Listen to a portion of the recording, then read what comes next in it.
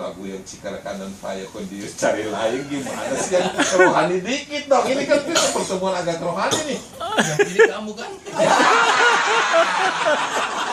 Maksud saya mau minta berdiri lagi. Semua lagu ini sudah di luar kepala saya.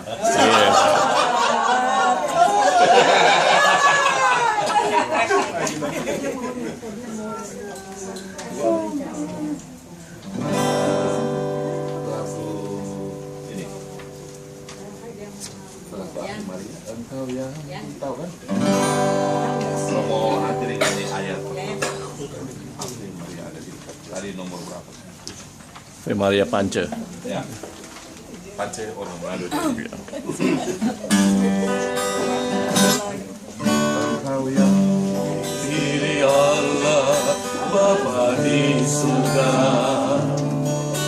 untuk melahirkan putranya yang kudus. Engkaulah Bunda Kristus, Bunda Sang Penebus segala dosa manusia. Bunda Maria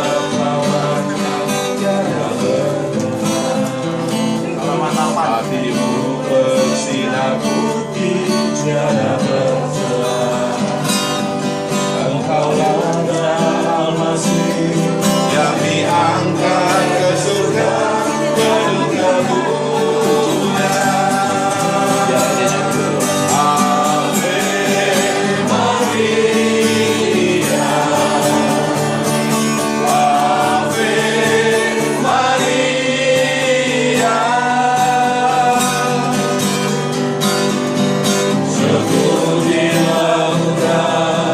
Terpuji namamu sepanjang segala masa. Ave Maria, Ave Maria. Syukur kepadanya Allah pengasih selama-lamanya. Para bapak, para ibu diam ya. Para bapak saya minta nyanyi ayat pertama. Engkau yang dipilih Allah Bapa di surga untuk melahirkan putranya yang kudus. Engkaulah Bunda Kristus, Bunda Sang Penebus segala dosa manusia. Para wanita ayat kedua. Maria perawan yang tiada bernoda, hatimu bersinar putih tiada bercela. Engkau Bunda Almasih yang diangkat ke surga penuh kemuliaan. Sama-sama. Ave Maria, Ave Maria. Terpujilah Bunda, terpuji namamu sepanjang segala masa. Ave Maria, Ave Maria. Syukur kepadanya Allah dan pengasih selama-lamanya.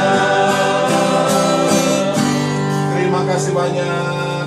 Saudara-saudara terkasih, saya jadi ingat orang Katolik itu ya. Kalau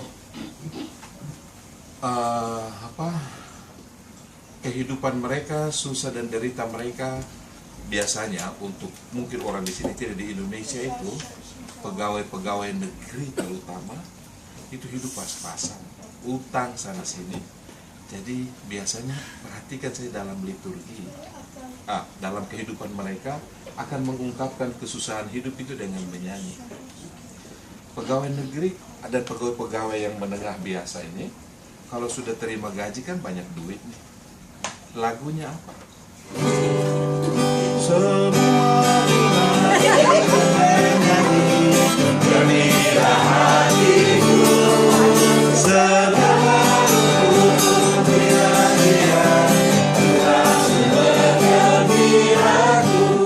hidup ini begitu indah.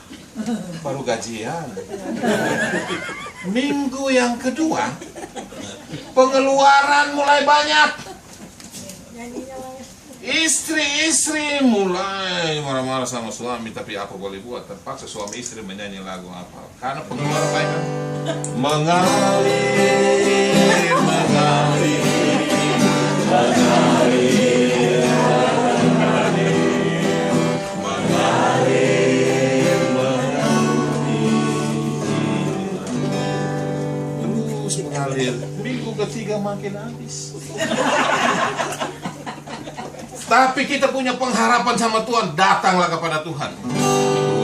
Tuhan kasihanilah. Minggu keempat mau bagaimana udah habis, terpaksa utang. Lagunya apa? Dalam Yesus kita bersama. Pinjam dong, pinjam dong.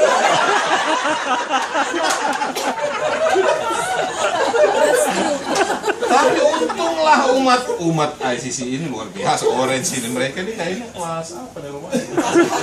Menurut lagu tadi mereka bagian mana? Kayaknya semua bung ikut bergembira terus ya. Hidup Anda di masa tua susah apa? Indonesia ini jangan boleh hidup di Indonesia kecuali jangan sampai sakit. Betul di mana-mana. Ini juga gitu. Di sini masih oke lah. Sistem asuransi segala macam kan menolong, bukan Bu? Ayo benar loh. Di Indonesia orang miskin dilarang sakit. Terus sekarang ada baru loh, Apa? asuransi Jokowi. BPJS sehat. BPJS. Itulah upaya presiden kita. Hidup Jokowi!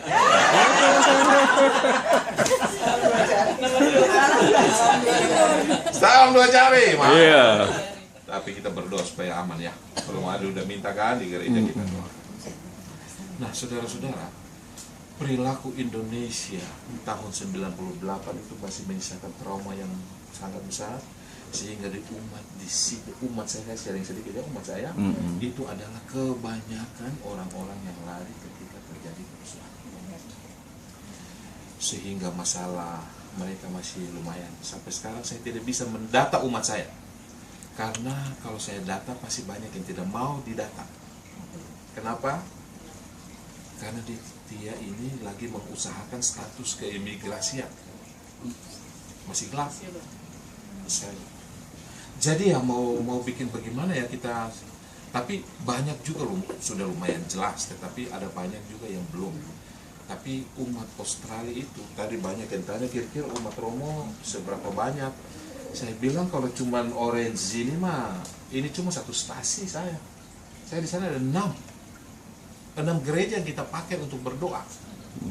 Kayak Orange ini satu, kemudian satu di San Bernardino, kemudian satu di gitu. Jadi saya ada 4 keuskupan yang saya layani untuk umat Indonesia yang tersebar di 4 keuskupan ini.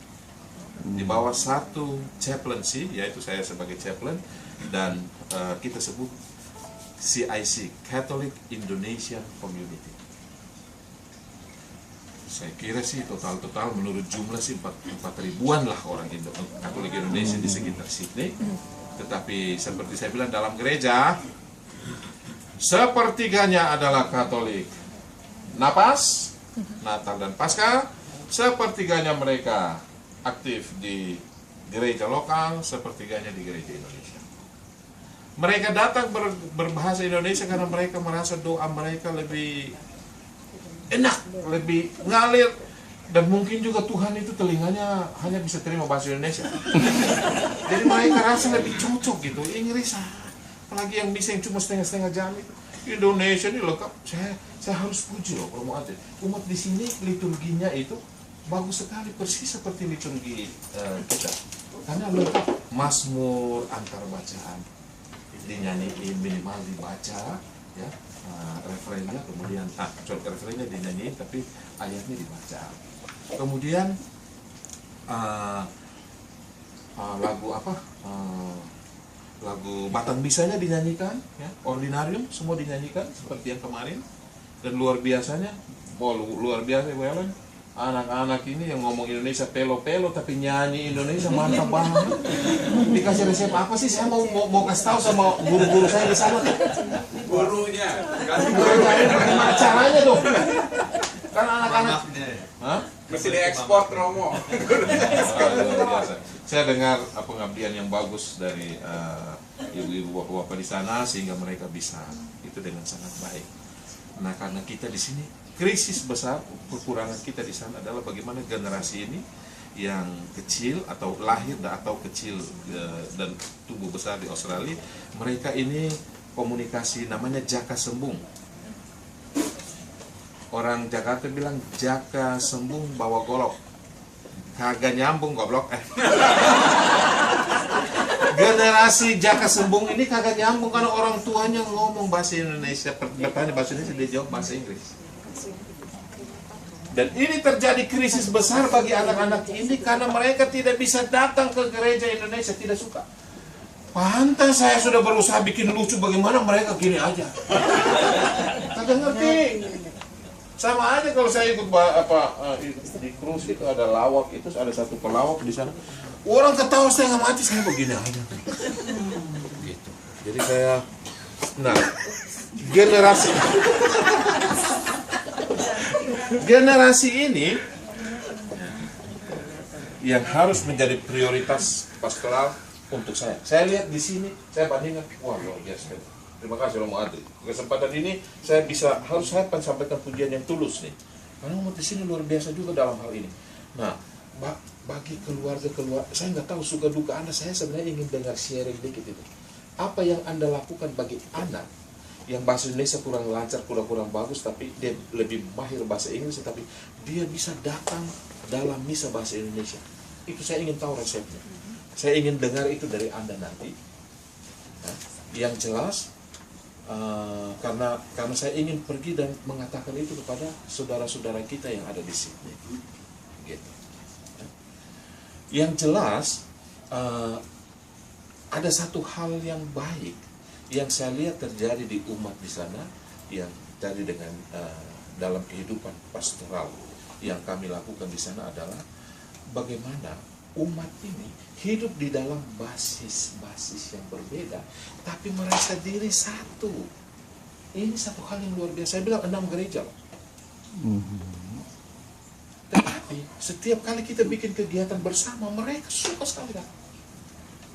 Ada lomba olahraga, ya, ada poco-poco, nari-nari, ada makan-makan, jalan-jalan. Dalam 1 tahun itu banyak kegiatan. Ada rosario dan siara, ada pergi petik buah bersama.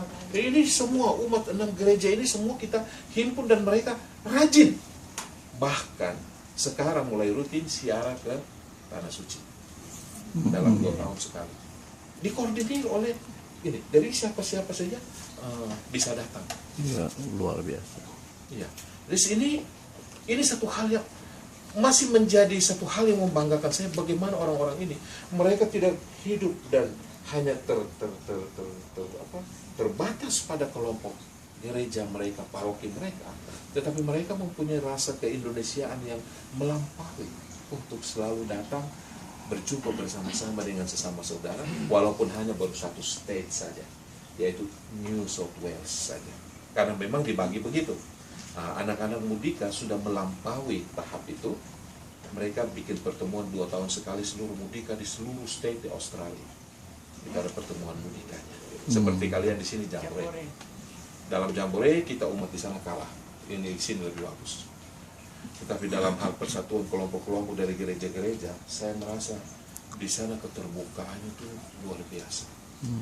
Mereka suka datang dan memang saya sangat senang. Nah ini juga senang, tetapi sekaligus juga bagaimana ya, setiap kali perkumpulan sama seperti Anda di sini, kesamaan Anda dengan mereka adalah masalah GP tadi itu. Doa boleh dilakukan, tapi yang jelas makan minum tidak bisa terlupakan. Ini memang faktor yang bagus. Tapi saya bilang problem bagi saya karena saya mau langsing dari dulu gak jadi-jadi. Saya mau usaha langsing tapi bagaimana seperti tadi. Yang ini bilang, mau cobain itu enak loh. Oh iya, terima kasih. Tapi paksain saya dia kasih. Oh, yang sana semua orang datang menawarkan makanan dan saya tidak bisa berpuasa berpantang lagi. Ukuran saya sudah berlebihan. Jadi ya sudah, apa boleh buat, terima rahmat berkat Tuhan dah.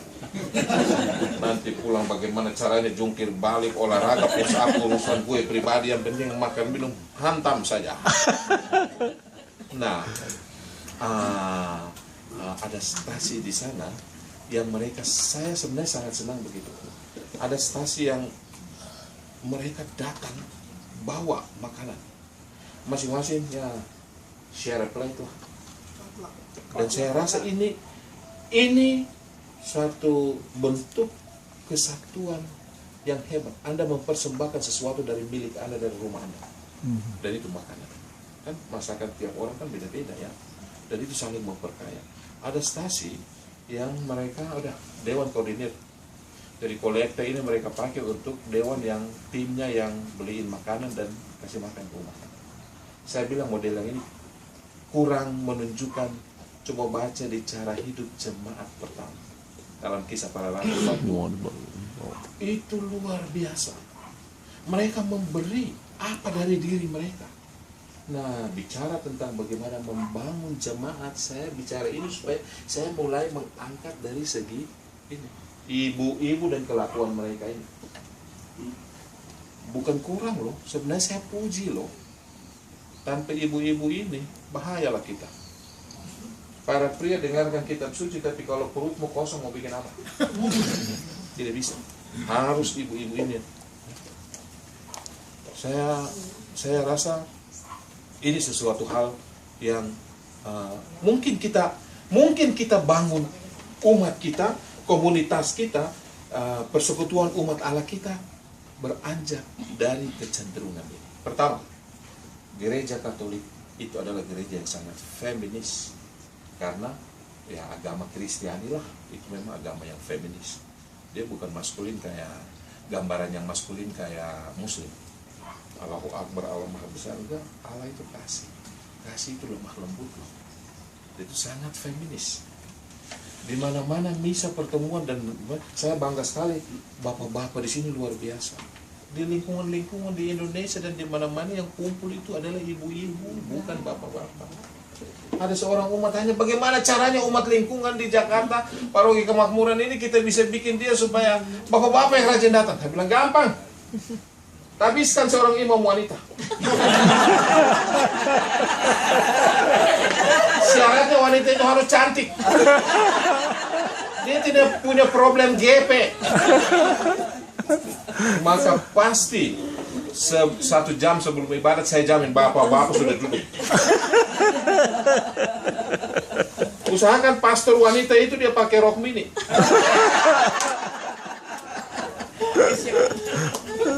Ya, nah, refleksi sederhana saya mulai dari cara pelayanan para wanita. Karena saya ingat benar ini secara hidup jemaat pertama. Jangan lupa, Tuhan Yesus pergi kemana-mana. Siapa yang sangat membantu pelayanan dia? Para wanita. Maka ibu-ibu, bapak-bapak, ibu-ibu, Anda melakukan satu tugas yang sedari awal Tuhan Yesus sudah bikin itu. Karena wanita ini dalam hal kesetiaan luar biasa. Saya lihat prinsip waktu saya di remaja di Paroki BHK Kemakmuran. Anak-anak cewek datang tanya gini, remaja-remaja cewek-cewek datang tanya, "Mo, kenapa sih putra altar cowok semua, nggak ada cewek-cewek?" Tapi Romo Ade dan saya, kami tidak berani untuk terima cewek-cewek putri alta. Kelompok putra alta yang galang-galang, mereka udah blok. Kenapa? Kalau dibuka putri alta, laki-laki ini akan menghilang semua. Prodiakon di Sydney, CIC, saya hanya izinkan laki-laki. Ibu-ibu protes, gimana kami juga di lokal Paris kan bisa. Para wanita ikut membagi komunis. Saya bilang, no. Kalau saya kesempatan ibu-ibu, laki-laki ini menghilang semua. Biarkan bagian ini khusus untuk laki-laki. Apa yang mau saya bilang di sini? Wanita secara naluri sudah gampang untuk setia melakukan pekerjaan pelayanan. Oleh karena itu saya baru tahu, oh gereja kita, Tuhan Yesus itu betul-betul dia memang menggerakkan kaum wanita untuk menunjukkan dimensi gereja yang kuat di atas kesetiaan. Walaupun itu hanya bukan milik wanita, tetapi wanita menunjuk dengan luar biasa. Saya jadi ingat nih, waktu ketika saya ngajar di UI, ada seorang profesor. Saya penasaran banget dengan kitab suci yang bilang gitu, dari kitab Kejadian. Tidak baik seorang pria itu sendiri saja. Jadi tidak baik kita sendiri-sendiri saja. Aku akan menjadikan seorang penolong baginya. Oh, di sini saya bersyukur. Syukur. Kenapa? Ternyata perempuan lebih tinggi loh daripada pria. Iya, lebih kuat. Kenapa mereka penolong, Pak? You tolong. You harus punya sesuatu kelebihan. Betul. Baru bisa menolong yang lain, kan? Oh, Maka Bapak, seganteng-gantengnya Anda, penolong adalah istrimu. Kan? benar.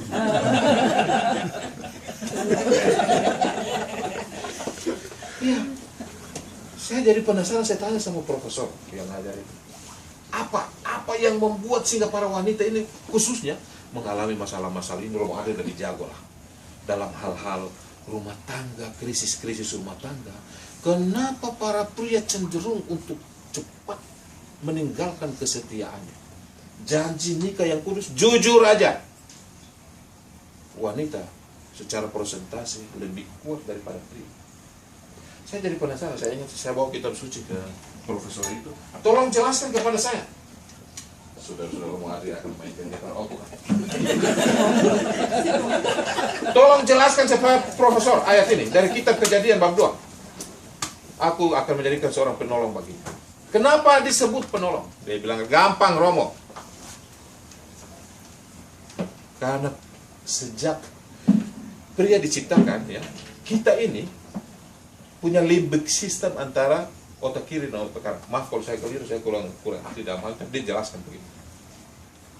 Hormon yang memacu kita untuk bekerja, ya, yang usum berasal dari semacam macam curiosity kita itu namanya kan endorfin, adrenalin, ya, adrenalin.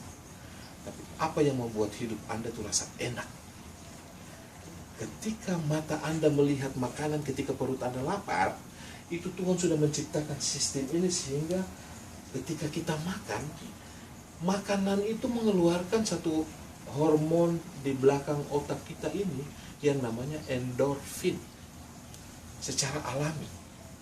Ketika saya melihat seorang perempuan seksi lewat, wow, Marilyn Monroe dengan ininya angin. Fotonya keren banget, seksi banget, mata saya teong. Itu Anda tidak tahu, tapi ini secara alami mengalirlah.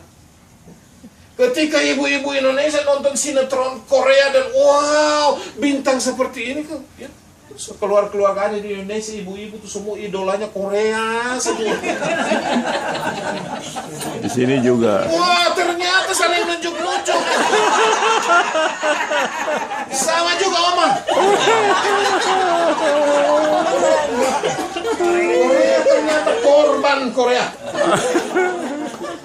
Ketika Anda asik menonton itu, Anda tidak sadar mengalirlah satu sistem di kepala Anda itu namanya endorfin. Itu yang menghasilkan rasa enak.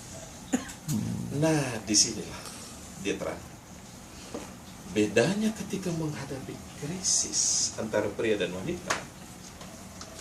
Wanita itu di dalam krisisnya, ya, dia mempunyai daya alami yang tidak dipunyai oleh pria. sebagaimana Tuhan menciptakan dia punya daya tahan untuk mengandung anak 9 bulan 10 hari rata-rata, kecuali Caesar nih. Ya, bisa lebih cepat, ulang tahun anak juga bisa diatur-atur ya. Itu, tetapi Tuhan telah menciptakan itu sehingga mereka dalam menghadapi krisis, misalnya kecewa karena anaknya kurang prestasi, atau anaknya bermasalah, atau kecewa karena itu, Anda tinggal saja di dalam rumah dan endorfin itu walaupun sedikit dia akan ngalir. Pria, ini bedanya, pria memerlukan trigger factor untuk bisa mengalirkan endorfin itu. Pergilah dia ke pub, pergilah dia ke... Oleh karena itu, sehijau-hijaunya rumput Anda, rumput tetangga lebih hijau. Karena dia melihat rumput tetangga itu ketika ngalir ininya, endorfinnya itu.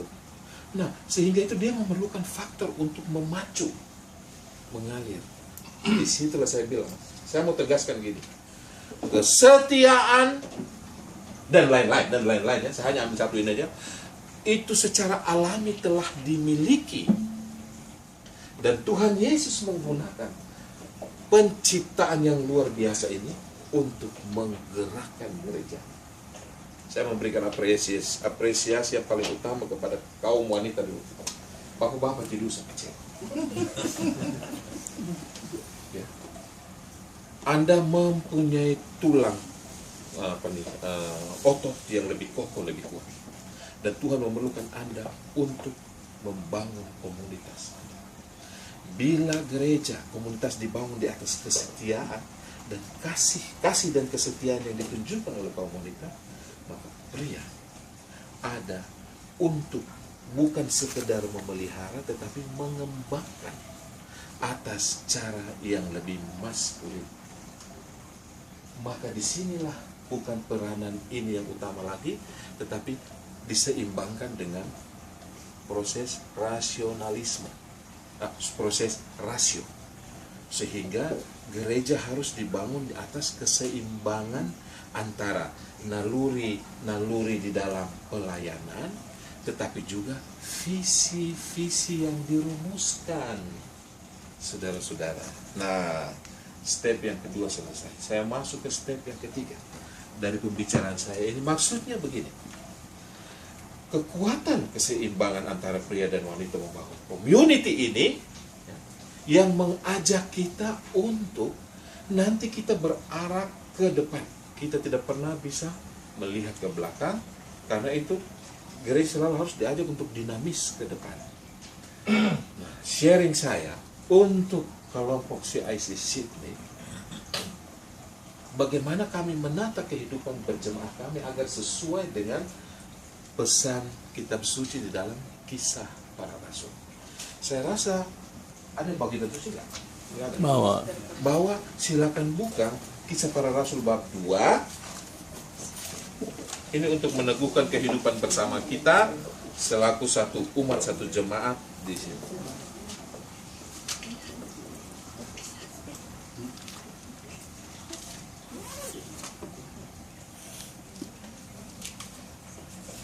Cara hidup jemaat perdana itu teks yang sangat. Saya rasa kalau ditanya kepada kita, manakah gereja yang paling ideal, apa gereja paling bagus? Apa gereja di Indonesia itu gereja Betani, di sini apa? Di Australia Hillsong. Wah, lagu-lagunya mantap, anak-anak muda kita pada pindah ke sana banyak. Di sini Harvest. Apakah itu yang lebih bagus? Atau gereja Katolik karena apa paus dan segala macam? Tidak ada gereja lebih bagus daripada gereja yang ini. Kisah Para Rasul bab 2 ayat 41 sampai 47. Saya minta satu orang dong untuk baca Kisah 2, 41 sampai 47. Hidup jemaat yang baru. Oke, Kisah Para Rasul ayat bab 2 41. ya. Cara hidup jemaat yang pertama. Ya. Orang-orang yang menerima perkataannya itu memberi diri dibaptis, dan pada hari itu jumlah mereka bertambah kira-kira 3.000 jiwa. Mereka bertekun dalam pengajaran rasul-rasul dan dalam persekutuan, dan mereka selalu berkumpul untuk memecahkan roti dan berdoa. Maka ketakutanlah mereka semua, sedang rasul-rasul itu mengadakan